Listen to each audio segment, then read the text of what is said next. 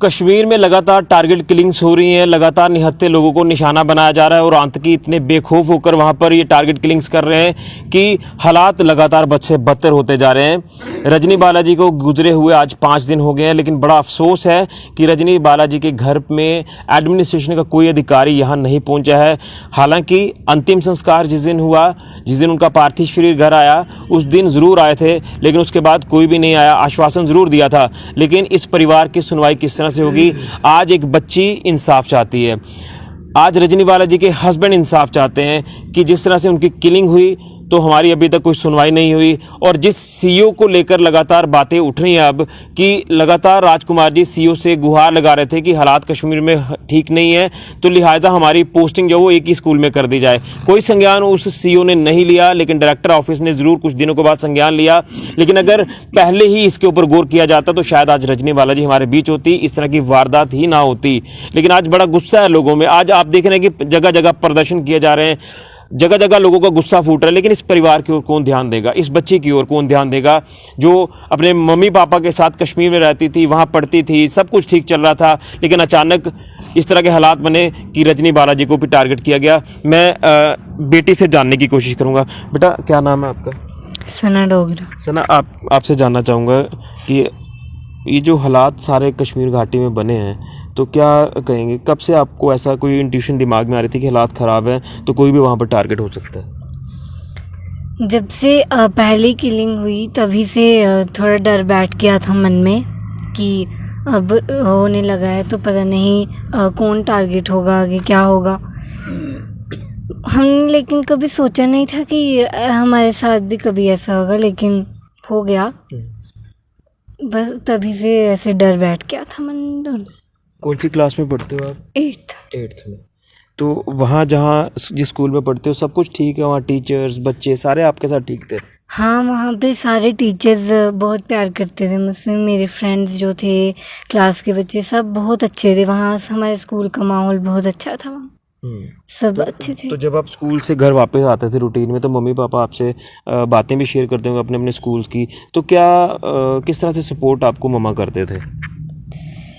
मम्मा बस मुझे कोई भी प्रॉब्लम होती थी तो वो मुझे उसका सलूशन बताते थे, मुझे पढ़ाती भी थी और ऐसे ही मुझे आगे सपोर्ट करती थी कि और अच्छा पढ़ना। अच्छा, तो कोई परेशानी थी फैमिली में जिस तरह से हालात कुछ दिनों से ख़राब चल रहे थे, या मम्मा को टेंशन हो या पापा को हो, या बताया जा रहा है कि कुछ दिन पहले ही मम्मा अनकंफर्टेबल महसूस कर रहे थे? हाँ, पापा और मम्मा कुछ दिनों से बहुत परेशान थे कि उनकी ट्रांसफ़र नहीं हो रही थी। पापा बहुत बार गए ऑफिस, बट उन्होंने ट्रांसफ़र नहीं की। मम्मा भी बोलती थी कि अब थोड़ा डर लगता है, तो पापा बहुत बार जाते थे, बट कुछ नहीं हुआ, ट्रांसफ़र नहीं हुई। लेकिन जब होती है तो बड़ा लेट किया उन्होंने? हाँ, उन्होंने बहुत लेट कर दिया और जिस दिन हुए उस दिन ही इंसिडेंट हुए। मम्मा की कोई ऐसी आपके साथ यादें, मेमोरीज कोई जो आप हमारे साथ शेयर करना चाहते हैं?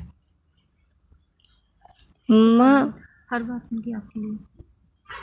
मम्मा बस मुझे ये बोलती थी कि मैं तुम्हारे साथ हमेशा रहूँगी, हमेशा तुम्हारा साथ दूँगी, सपोर्ट करूँगी और तुम बस आगे बढ़ना। बिल्कुल। और उनका कसूर भी नहीं था कोई, वो उनके बच्चों को ही पढ़ा रहे थे वहाँ पे?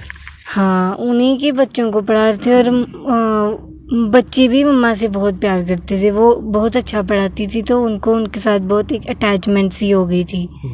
वो उनको उनके साथ आगे पीछे रहते थे, उनको बहुत प्यार करते थे।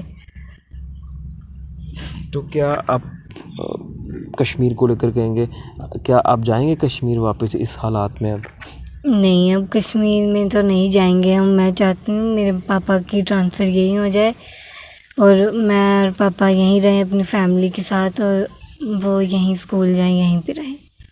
बिल्कुल। तो बेटी साफ तौर पर कह रही है कि अब हमारी यही अपील है कि पापा की पोस्टिंग जो यहीं पर हो जाए, जम्मू में। हम वहाँ नहीं जाएंगे क्योंकि हम कश्मीर जन्नत को लेकर बात करते हैं, लेकिन कश्मीर अब नर्क बन चुका है। राजकुमार जी, क्या कहेंगे? ये इस दुख की घड़ी में इतनी चीज़ें हो गई हैं, लेकिन एडमिनिस्ट्रेशन का कोई भी यहाँ अधिकारी नहीं आया, और हम अब देख रहे हैं कि जम्मू में प्रोटेस्ट किए जा रहे हैं जब से रजनी बालाजी का ये पूरा इंसिडेंट हुआ। उसके बाद लोग माइनॉरिटीज़ के वहाँ पर कश्मीर से वापस आ रहे हैं। तो क्या आप एडमिनिस्ट्रेशन से अपील करेंगे ताकि कुछ संज्ञान लिया जाए? जस्टिस होना चाहिए कम से कम।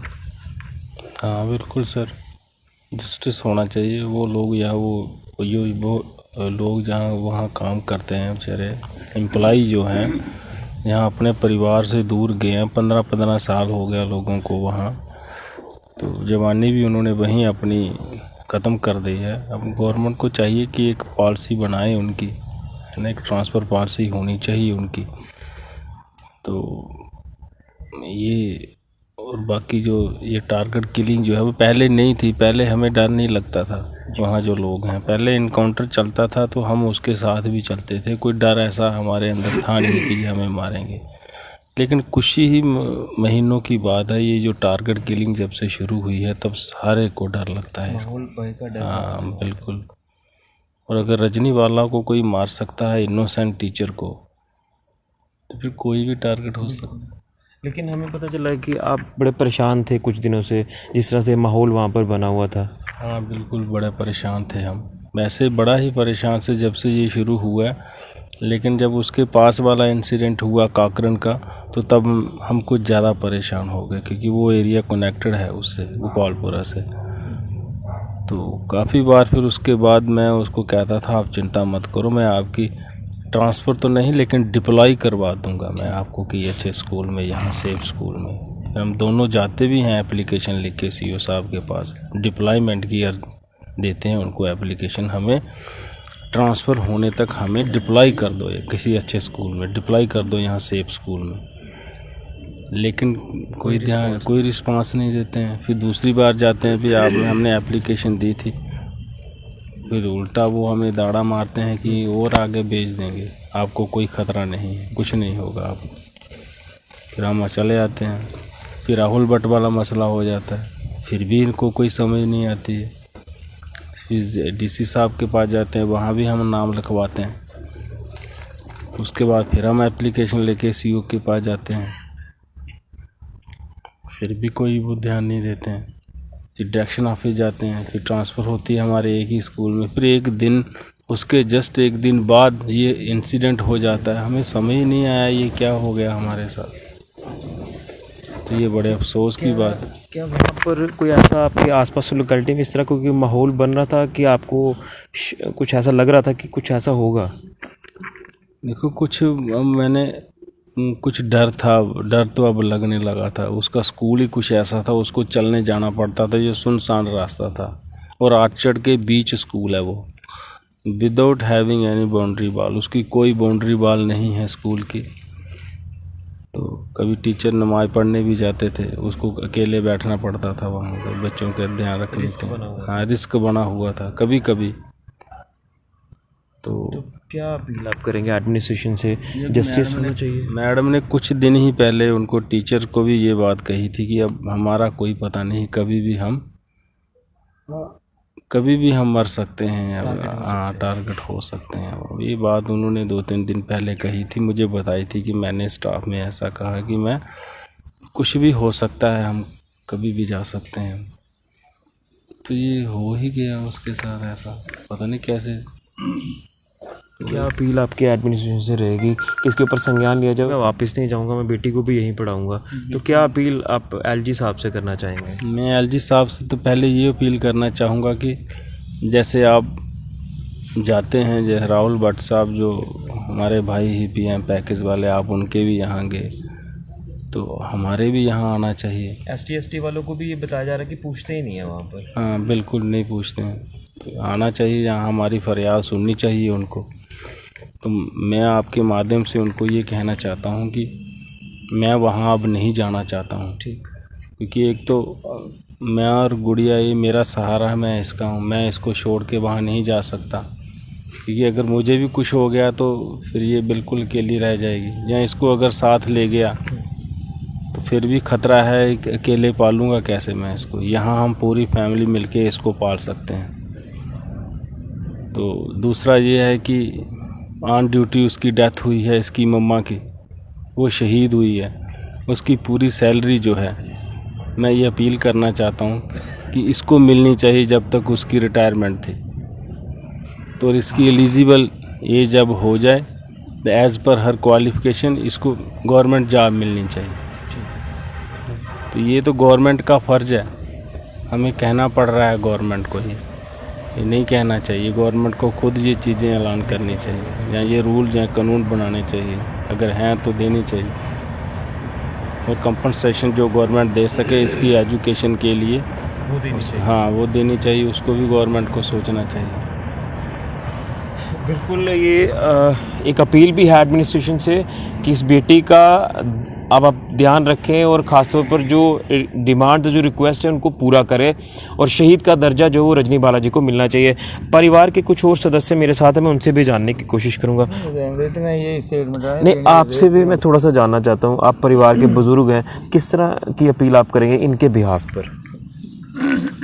मैं एज ए परिवार नहीं, मैं एज ए विलेजर, बिल्कुल, मतलब मैं इंदे ग्रां दा होने दे नाते अपने पूरे ग्रां दी तरफों, अपने पूरे पंचायत दी तरफों, अपने पूरे आसे पासे लोगों की तरफ से ये चीज़ कहना चाहता हूँ, गवर्नमेंट से अपील करना चाहता हूँ कि ये रजनी वाला शहीद रजनी वाला एक इतनी दिलेर और इतनी हिम्मत वाली लड़की थी जिसने हम लोगों का नाम रोशन कर दिया अपनी कुर्बानी देकर।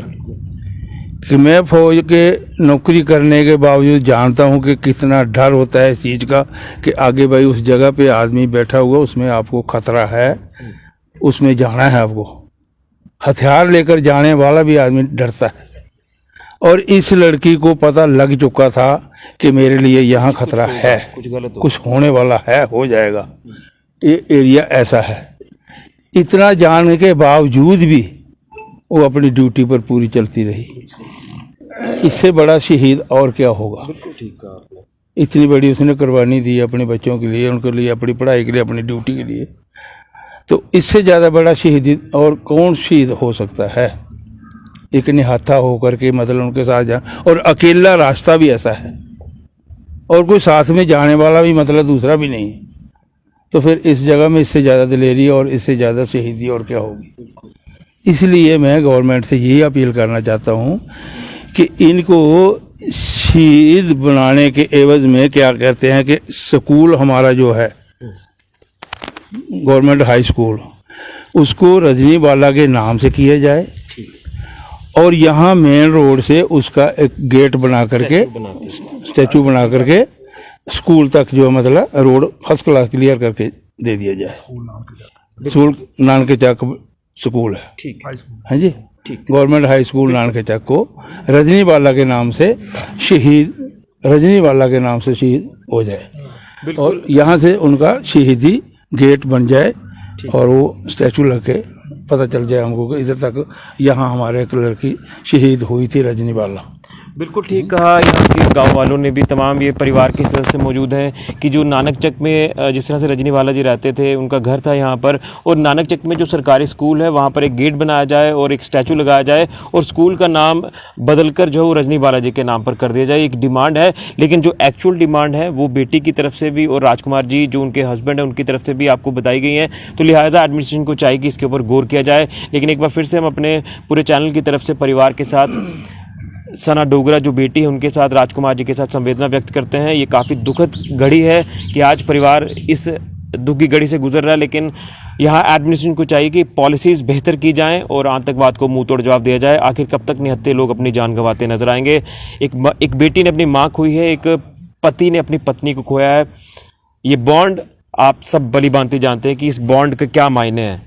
अफसोस है, उम्मीद है कि प्रशासन इसके ऊपर ज़रूर गौर करेगा। फिलहाल के लिए कैमरामैन राहुल के साथ ऋषि खजूरिया, गुलिस्तान न्यूज़ के लिए।